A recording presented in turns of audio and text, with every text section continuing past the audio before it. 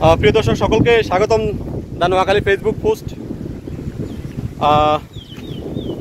যে রৌদ্রের প্রখরতা, গরম তীব্রতা, আমরা আজকে সরাসরি আপনাদেরকে নিয়ে যাব মেঘনা নদীর কিনারায় টাঙ্কির ঘাট। আমার সাথে আছে ডাক্তার নুনুই ভাই। আমরা সকলকে স্বাগতম জানাচ্ছি যারা আমাদের সাথে সংযুক্ত হচ্ছেন।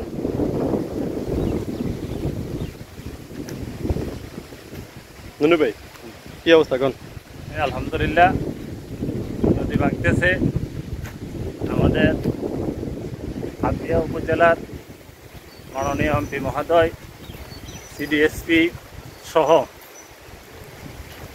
এখন নদী শাসনের বিষয়ে বদ্ধপরিকর ব্যবস্থা নিতেছে, যেন নদী আর না ভাঙতে পারে। এই জন্য জিআই ব্যাগের ভেতরে বালু ঢুকে যেই নদীর পাড়ে দিবে, বাতাসের সাথে যে ঢেউ, এই ঢেউটা আসি যেন মাটির সাথে বাড়ি খায় ভাঙ্গি না যাইতে পারে, ওই যে এই বস্তার সাথে এবং মাটি ভরাট বস্তার সাথে বাড়ি খায় ঢেউ যেন ফিরে যায়, নদী যেন ভেঙ্গে সামনের দিকে না আসতে পারে।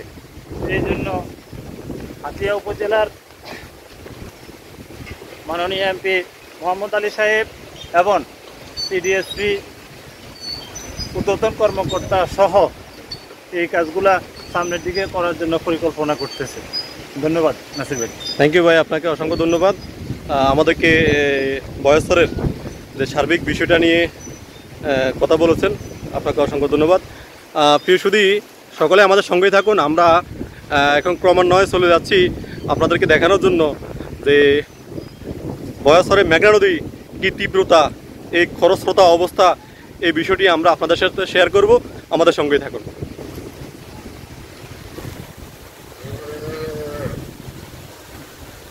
এটি হচ্ছে সরের কিছু অংশ।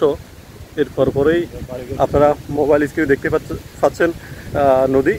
আর এটি হচ্ছে, এগুলো হচ্ছে বাড়িঘর। এখানে একসময় আবাসভূমি, অনেক জনমানুষ ছিল, কিন্তু এই নদীর ভাঙার কারণে আজকে এখানে আর কোনো মানুষ নেই, কোনো জনবসতি নেই। এরা হয়তো সাপোজিয়ান কোনো জায়গায় পায় নাই বিদে এরা যায় নাই, অর্থনৈতিক সংকটের কারণে, দারিদ্রতার কারণেও টাকা কিনে যাওয়ার মতো এখনো ব্যবস্থা হয় নাই।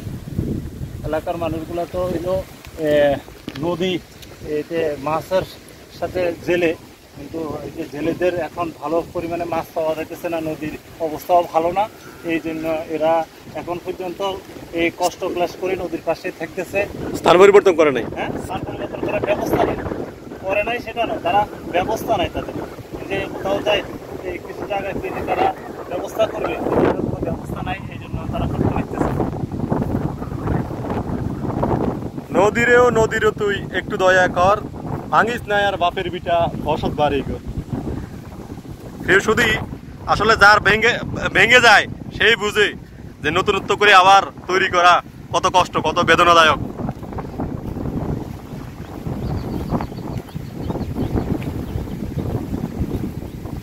আমরা আপনাদেরকে সরাসরি দেখানোর চেষ্টা করব নদীর গর্জন। এখন সম্ভবত এখন আছে না ভাই, জোয়ার আসতেছে, জোয়ার আসতেছে।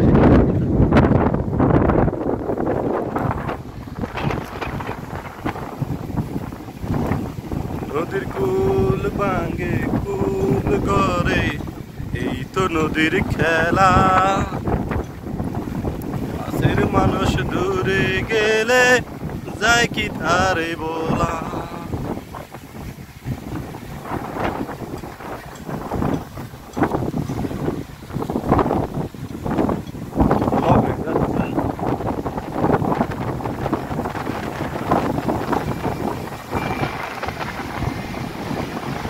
এটি হচ্ছে সরাসরি মেঘনা নদীর কিনারা থেকে আমরা আপনাদেরকে সরাসরি সংযুক্ত করেছি।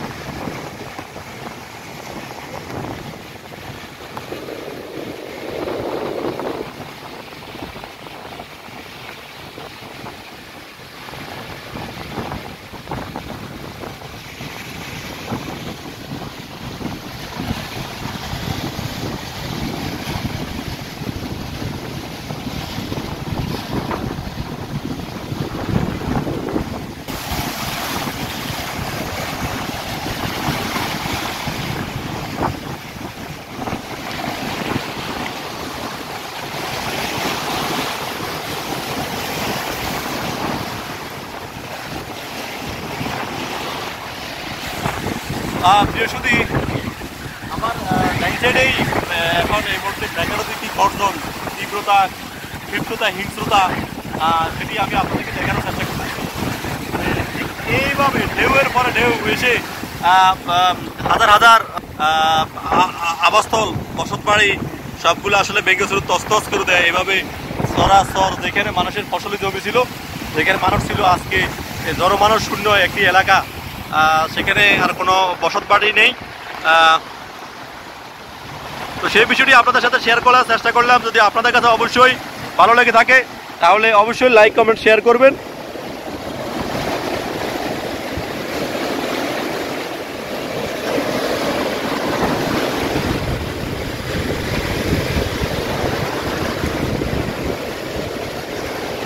এখানে আমি এখন যে জায়গাটিতে বসে আছি, ঠিক এই জায়গার মধ্যেই একসময় মানুষের আবাসস্থল ছিল। এখানে মানুষের বসত বাড়ি ছিল।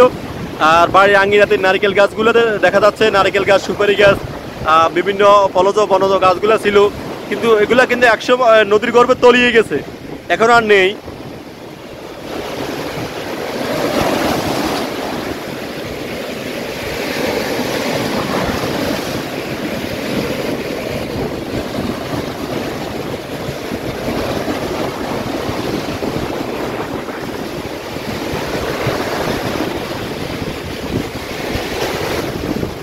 প্রিয় সুধী, মেঘনা নদীর কিনার থেকে আমি এখন সরাসরি ভিডিও থেকে বিদায় নিব। সকলে ভালো থাকুন, সুস্থ থাকুন, নিরাপদ থাকুন সেই প্রত্যাশায়। আল্লাহ হাফেজ, আসসালামু আলাইকুম রহমতুল্লাহ।